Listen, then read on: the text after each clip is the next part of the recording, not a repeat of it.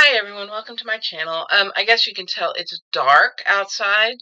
The lighting is very different here, as I have to try and figure out how to adjust it so that it looks halfway decent. But it is dark outside.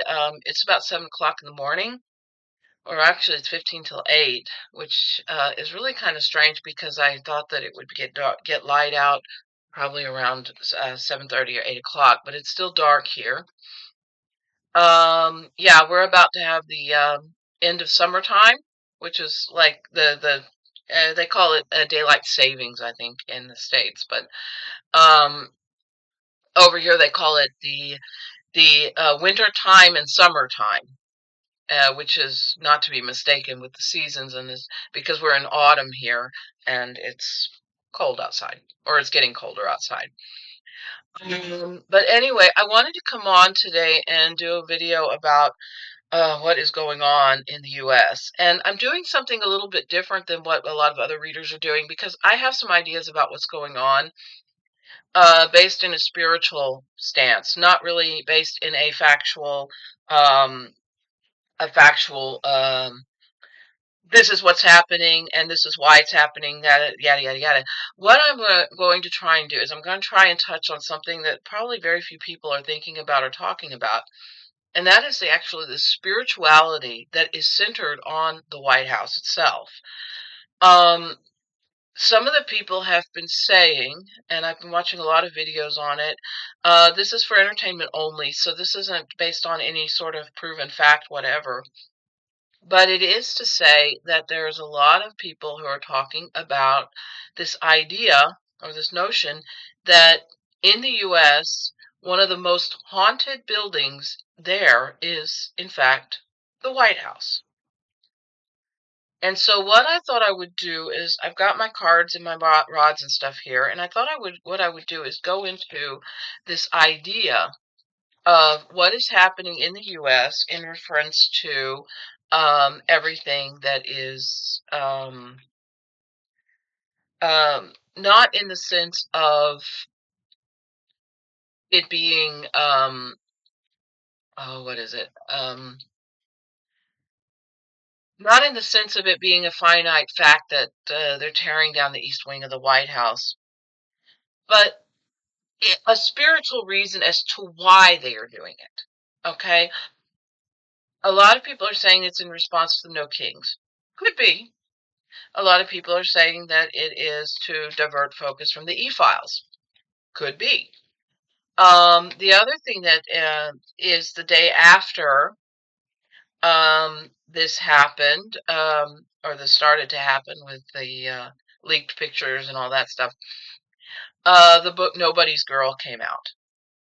And this is the book by Virginia Giuffre, and I hope I'm not slaughtering the name, but anyway, she wrote a book before she ended her life about all the things that she went through. Now, I ordered the book. I don't know how I'm going to have to try and read it, but I'm going to have to read it in like little chunks because I'm a survivor myself. So I, not of the person, no, not of that, but of that form of abuse.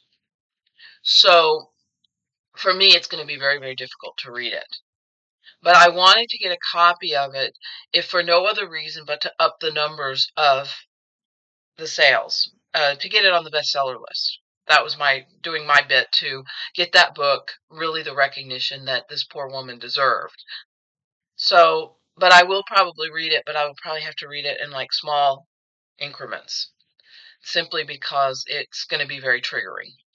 And I think that this is the energy that surrounds it. It could be very triggering for people who have been through something like that. So, what I'm going to do, and also because I'm an empath, I mean, I'm a very empathic person. I mean, I feel things, I feel emotion from images, from people, from, and it's very difficult to explain that in the real world because a lot of people are like, you're not Deanna Troy. And I'm like, no, I'm not Deanna Troy, but I have that empathetic or empathic sense, which means that when I hear a story or when I see something, I feel it. It goes really to the core of my being, and I feel it. And some people call it a weakness, but I call it being compassionate and being, caring about other people. So I'm going to ask my yes and no cards. I've got them here.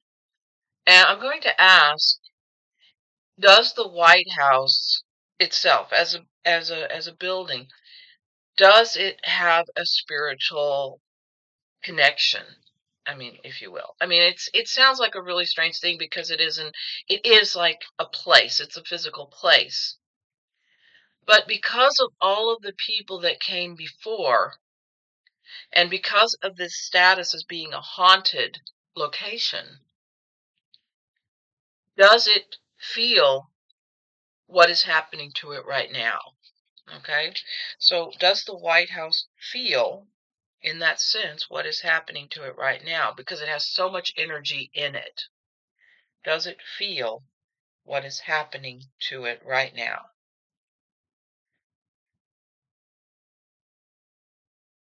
Well, that's reassuring because it's no. It doesn't feel. So, it is a physical place. Are there spirits that feel what is happening to it? Are there spirits, like they said that the Lincoln bedroom is haunted by Abraham Lincoln and stuff like that? Whoops, the cards just decided to go AWOL here.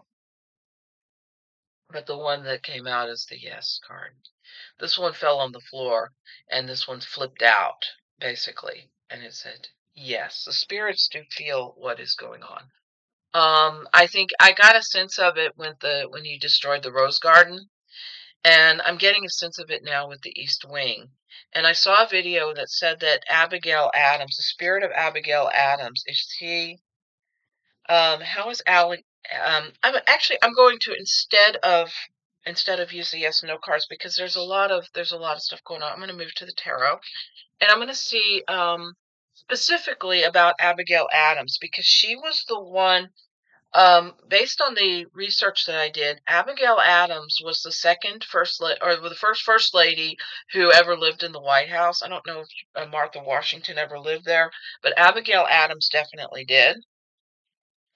And Abigail Adams used to hang laundry in the East Wing of the White House, and she would, and sometimes people would smell when they go into that area. This is what the research told me, that when they would go into the area of the White House, you could smell like the sense of soap and laundry, because that's where she would hang the presidential wash, if you will. Because they didn't have dryers back then, so they had to hang everything, and they would hang it in that room, probably open the windows so that the air would come in and they would be able to dry their clothes.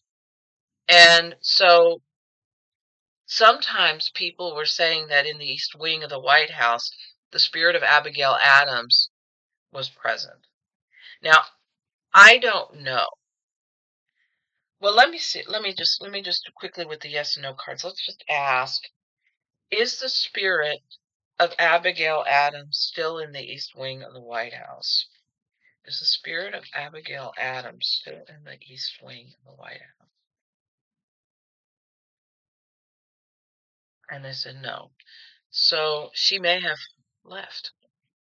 Did Abigail Adams leave when they started destroying the East Wing of the White House? Did she leave?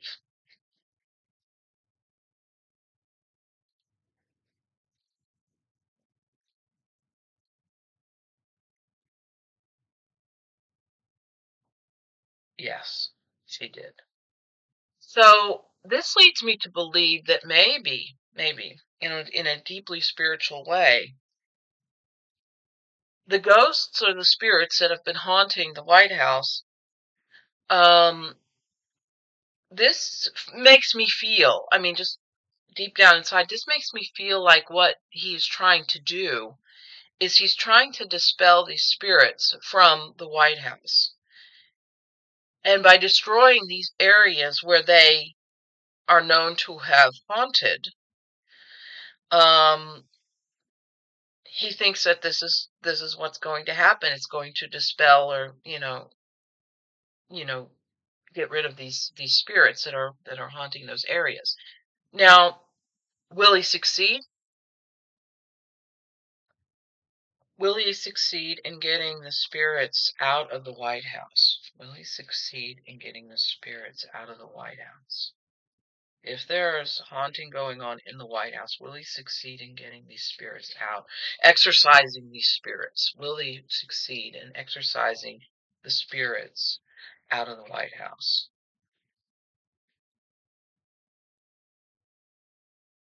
Yeah, he will. That's disappointing. That's disheartening because I think that you know, it's kind of like an end of history. This is like the end of a historical cycle. What is going on with the building is not just sad as somebody who's from the States. I never visited the White House, but it's always been called the People's House. And what he's doing to it is heartbreaking. It really is. I mean, just just when you look at what's happening, it's very heartbreaking. And the fact that these spirits are leaving it kind of gives this sense of they're leaving, they're giving up on the country, that they've given up, that it's, let me ask one last question to the yes and no cards, and that is, collective, um, will Abraham Lincoln's spirit leave the White House? Because I asked about Abigail Adams and I asked about uh, just the spirits in general. Will Abraham Lincoln's spirit leave the White House? Which would I mean it's heartbreaking. It really is. I mean it's just when I think about how much these past presidents and past people who had such an impact on the country and of the development of the country, will Lincoln's spirit leave the White House?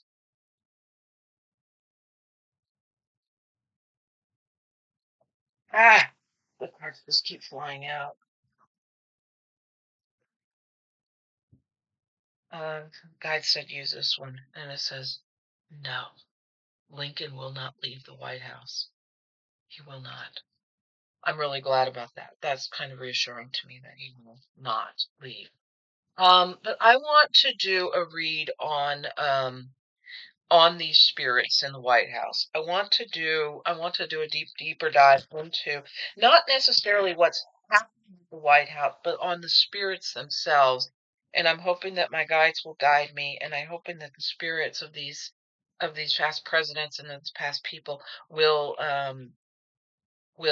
guide me in doing this reading because I really feel that there's a more a deeper spiritual meaning behind what's going on than just the finite physicality of the White House being basically destroyed. So let's see. Will this give me some guidance, please, Spirit, on this, on what's going on with the White House, in a more spiritual sense, because I we know physically what's going on. We want to know what's spiritually going on.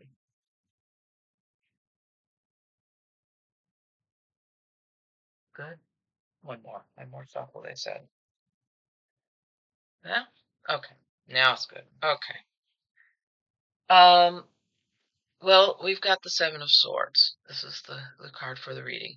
Seven of Swords is the picking up missing pieces. Um. The Seven of Swords. I mean, you have this this person who is diabolically, that's the word that they're giving me, is diabolically tearing something down to make way for something that will suit him. And this is where we are right now. We have the tearing down of something historical, of tearing down of something that is been around for 200 years. And I know in European standards 200 is not a very old thing. It's like 200 years is like In Europe, it would be like 1400 years in reference, because Europe is so much older and the society is it's just the buildings. I mean, if you have a 200-year-old building in Frankfurt, then they would give it a they would call it a Denkmalschutz, which is the protection of historically significant locations. The US does not have this, at least. I mean, they have like the historical societies and stuff like that that try to legally protect uh, places. But in Europe, they have it. There's a building here that has been given what they call Denkmalschutz, which is the protection of historically significant buildings, locations. And this place is like an eyesore in our town because it is run down. It has been on fire. It burnt down like a or it burnt, it was caught fire a few years ago, and it's still standing. But why? People are like, why? It's overgrown and everything. So, but this building has this protection on it, so nothing can happen to it. Nothing can be done to it. And so one would think that the White House, as a historical monument, as a historical building, would also have that sort of protection, that legal protection that would say, no, you can't alter it and change it in such a way that, that would, create this outrage that this has created. And this is what I think is going on. I think that we have a situation in the U.S. right now where you have a building that should be under protection, but is not, clearly is not, or there's a president in office who is basically running roughshod over laws and legalities when it comes to the preservation of this building. So that's what we've got here. This is what we've got, the thievery, this kind of thing. And it's crossed by the King of Swords. Now, the King of Swords, I have to pull out my cheat sheet here so that I get this right. The King of Swords is he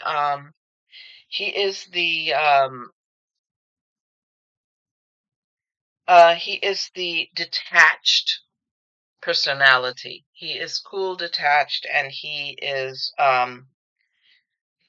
strong. And the King of Swords could be personified here. These cards are really hard to see in this lighting. Let me see if I can get them on. This is really, I just have to go with it as it is. But the King of Swords is that personification of this detached idea. And I think that the people in general have been detached from the real threat of what's going on, and now they're looking at this and they're going, oh my God, this is what's happening. So this is that realization, I think, that this is going on, that this is happening. So you have these two cards and you have this idea, because they're both swords energy, but they're in sort of oh, what's the word? They're sort of in conflict with each other.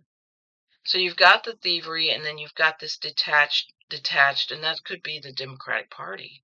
Could be embodiment of the Democratic Party being somewhat detached from all of this because they are trying to create this sort of thing that's going on.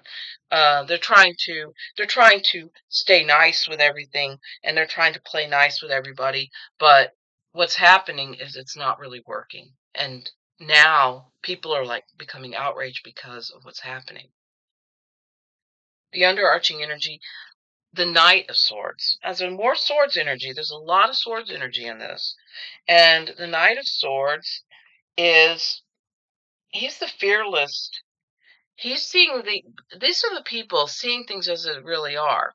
They're seeing the destruction of this building, and they're seeing the spiritual.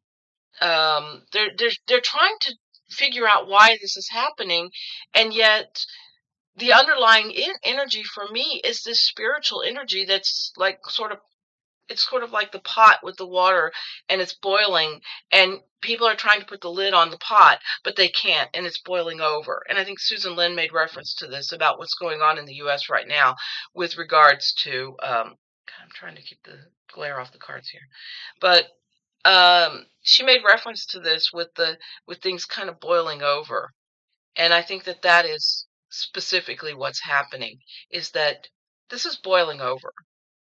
And you've got the people, um, the people who are looking at this and they're like, this is not right. We don't know what to do. We're not sure what's going on.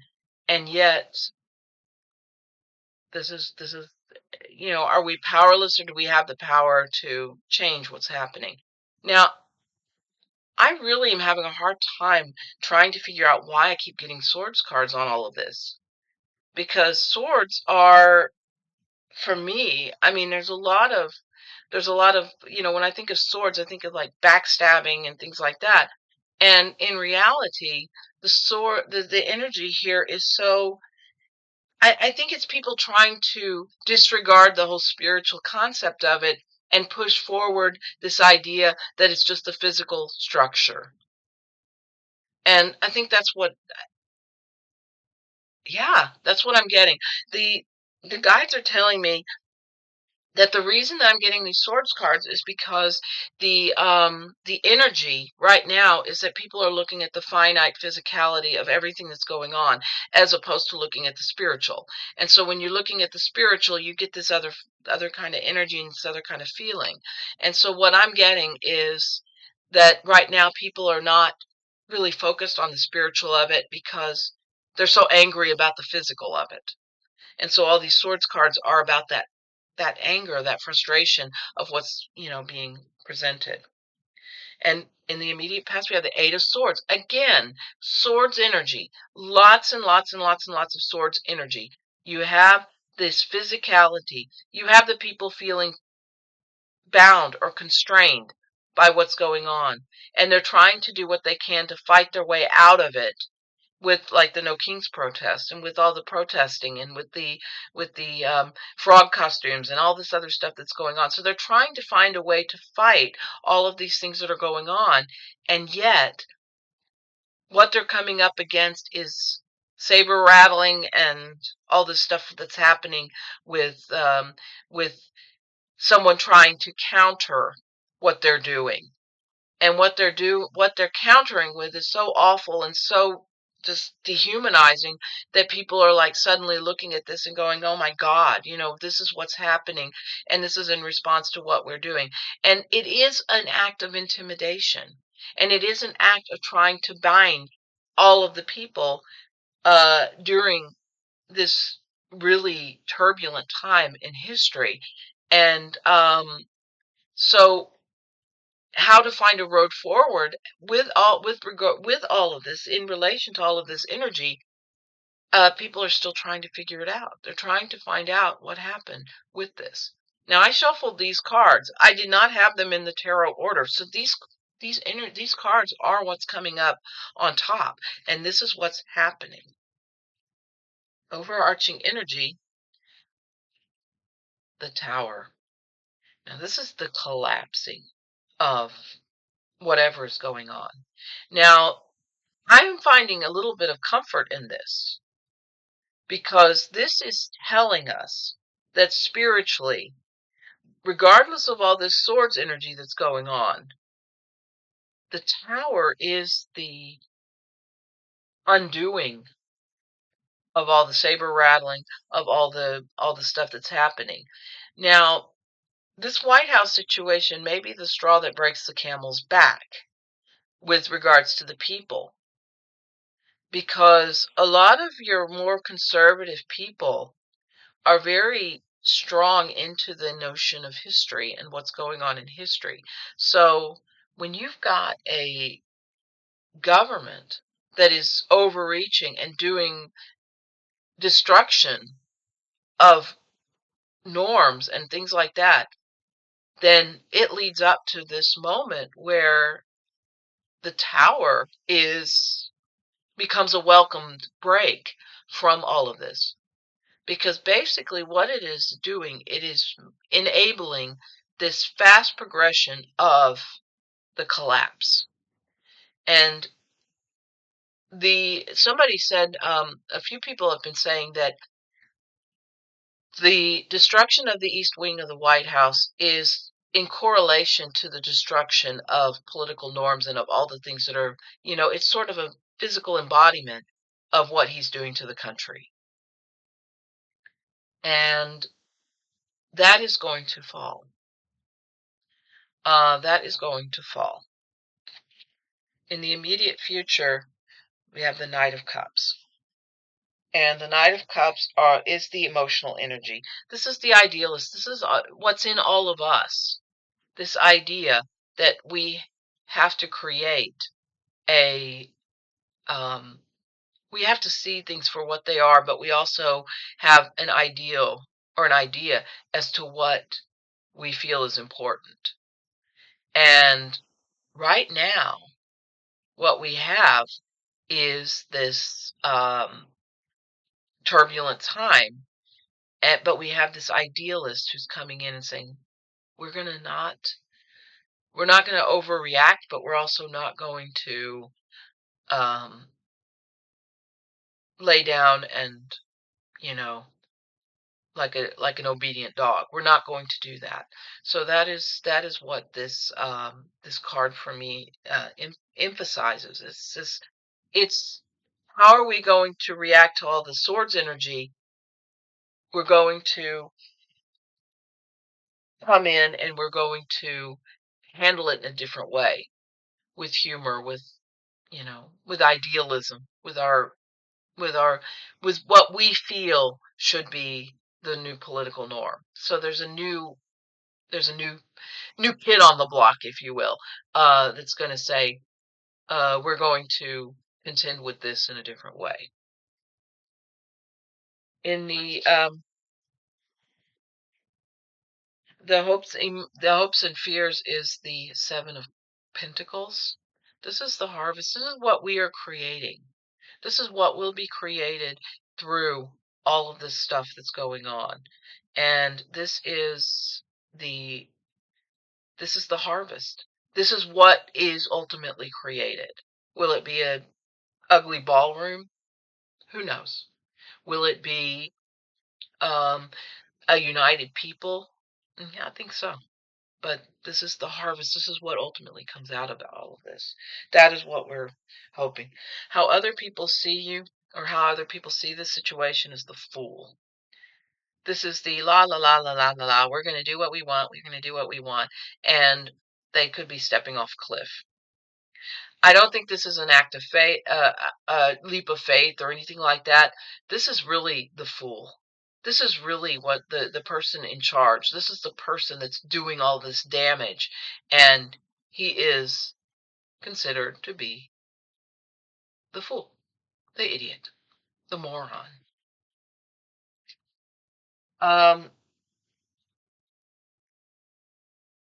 The hopes, what do you wish for is the Page of Cups. And the Page of Cups is the thoughtful, gentle. This is what we want. We want the kind and thoughtful, gentle personality that's going to say, okay, we're gonna be logical about this. We're going to handle this in a way that should be handled, and not in a way that people think.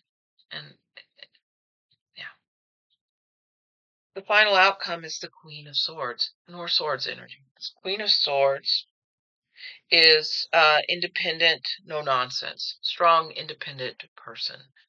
So somebody's going to step in, and I think this is like, and what my guides have just told me is fight fire with fire.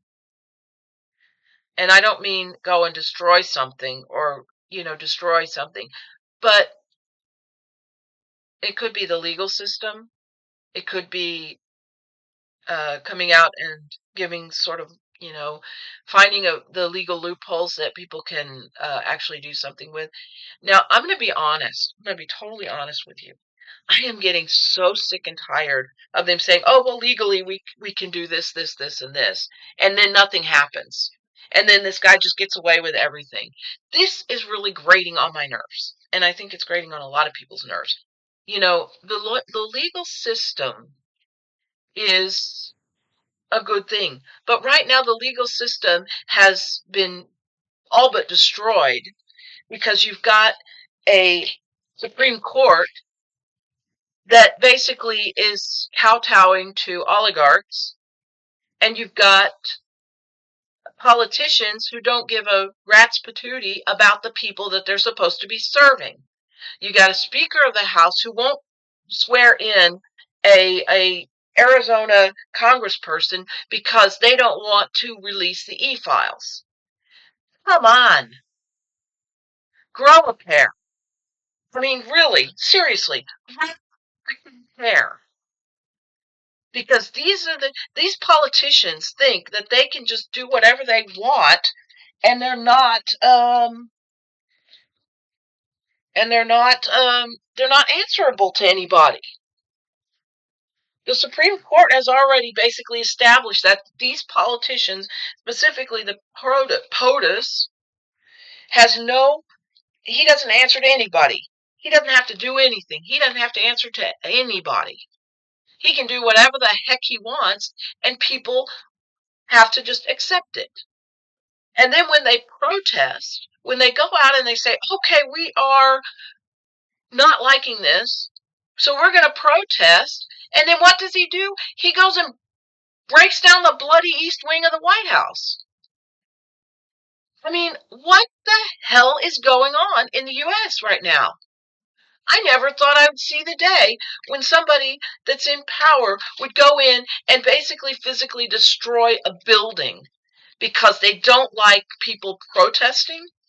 This is just ridiculous. Okay, I'm fired up, but that's just where I'm at right now. And I wanted to ask another question, and now I can't remember what the question was that I wanted to ask. It was like it was going through my mind, and I was like, huh. Um, will this uh will this will this ugly ass ballroom be completed? Will this stupid I mean, I'm sorry, this is my skin being person just asking this question, but will this bloody ballroom be finished?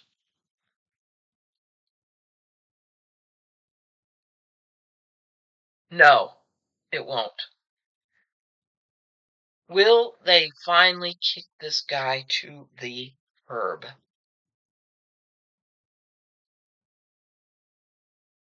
Will they finally kick this guy?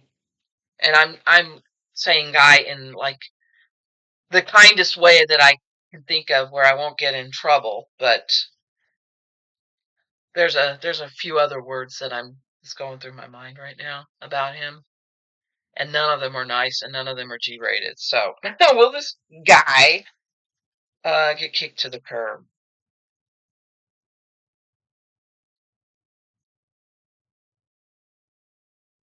Yes, he will. He will. When I can't say. When I wish I could say, because I keep hearing people saying, "Oh, in September it's going to happen. No, in October it's going to happen. No, in November it's going to happen." I mean, seriously, I love my psychic. I love the psychics on YouTube. I love them. I think they're amazing. I have all the respect in the world for them. But I'm so tired of hearing them say, people say generally, there's going to be big news in September. No, it's going to happen in October. No, it's going to happen in November. No, January, February, March, April, next spring. I mean,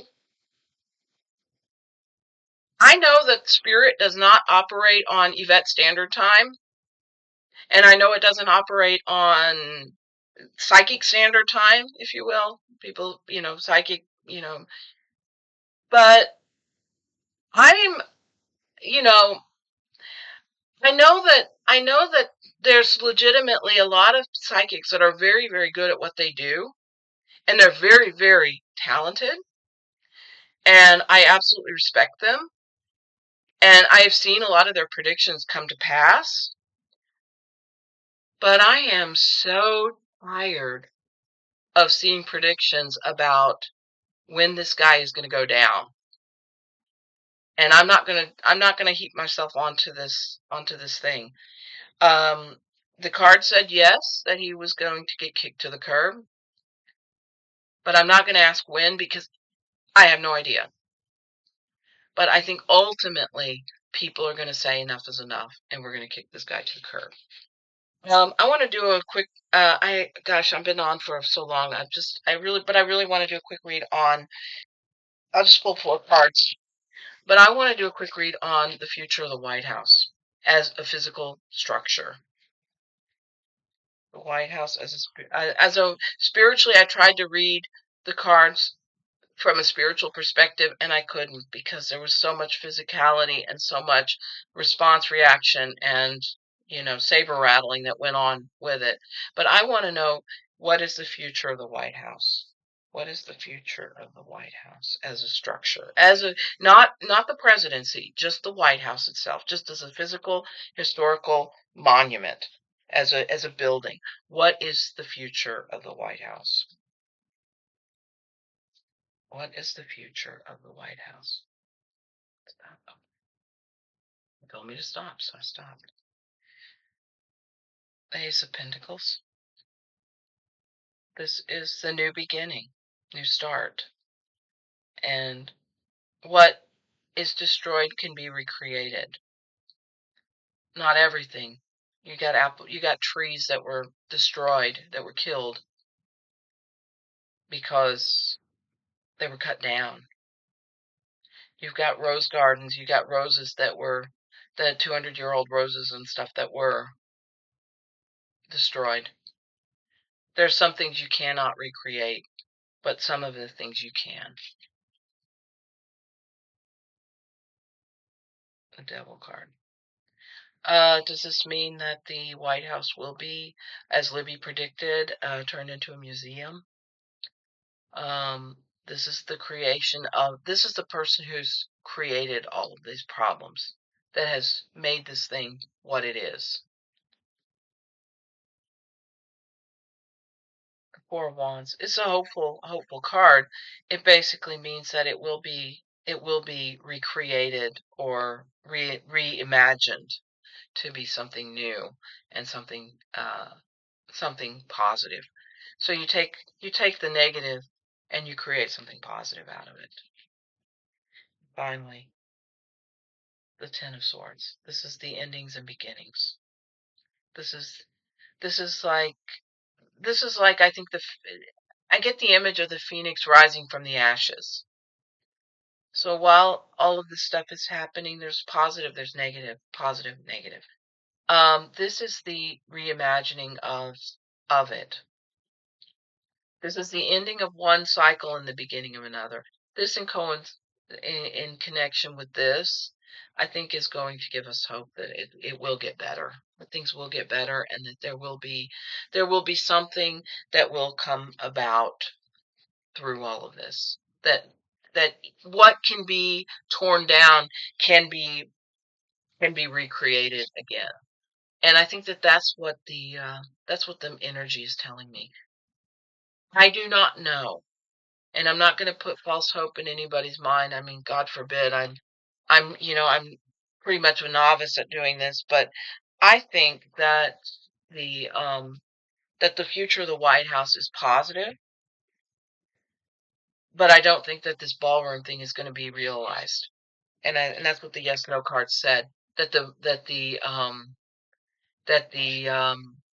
future of the White House will be and I'm getting this draw to the dowsing rods real quick, and I'm just going to ask a couple of questions. It's really funny because usually I don't use these. Okay. So, Sunshine is usually the guide that answers my questions with the rods. So let's ask, Sunshine, are you there? Are you here? Sunshine, are you here? Okay, yes, she is. Okay, thank you, Sunshine. Um, can you show me yes, please?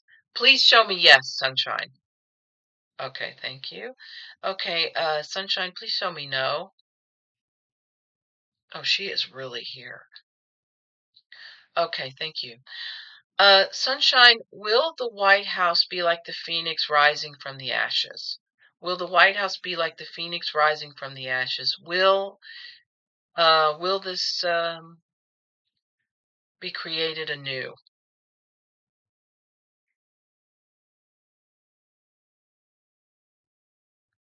Yes, she says. Takes a couple of minutes because I've already asked that question, but I wanted to get okay, Sunshine, thank you. Okay. Sunshine, should we feel optimistic about what's going on? No answer. Okay. Um,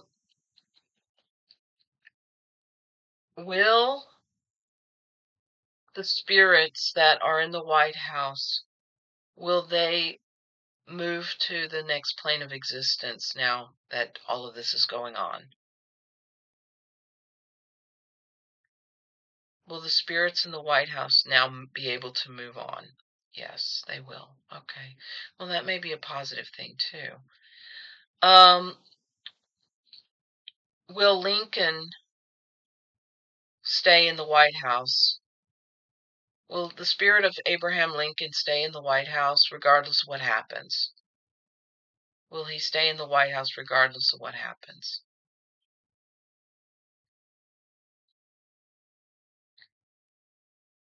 Okay, she's not answering that one. Okay, and then she says yes. Okay, so he will stay. Um,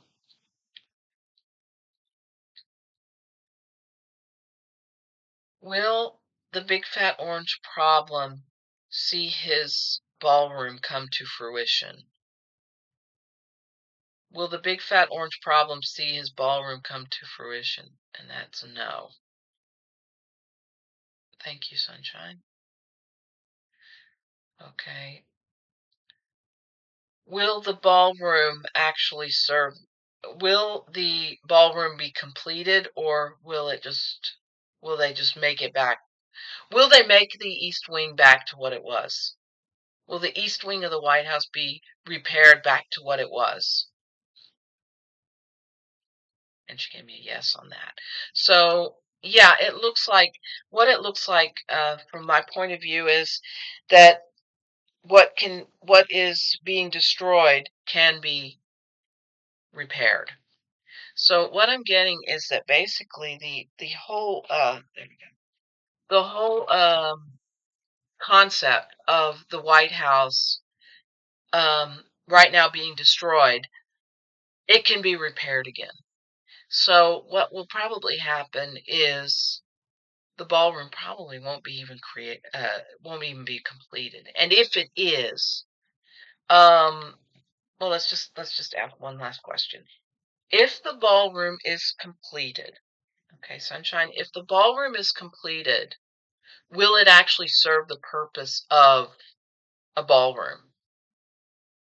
If the ballroom is completed, will it serve the purpose of a ballroom? No, it will not. Will the White House be converted into a museum? Yes.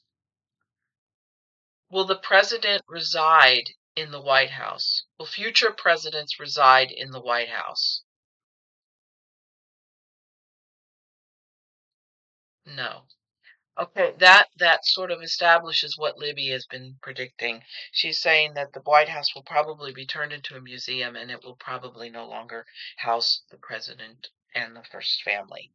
So, there you go. That's what I got for you. Thank you for watching. Thank you for liking, sharing, and subscribing. Yeah, this was kind of a dark thing here, what's going on, but I wanted to get my thoughts in about it. And I hope that you will bear with me while I just vent about what's going on because I just think it's just absolutely catastrophe. But I also think that what can be broken can also be made anew. So that's where I'm at. I hope you have a great day. I need to pull up the blinds and see if the sun is, or see if see if it's this. light out because right now it just feels dark and gloomy, but that is what it is when you have this. So, take care, have a good day, and as always, namaste.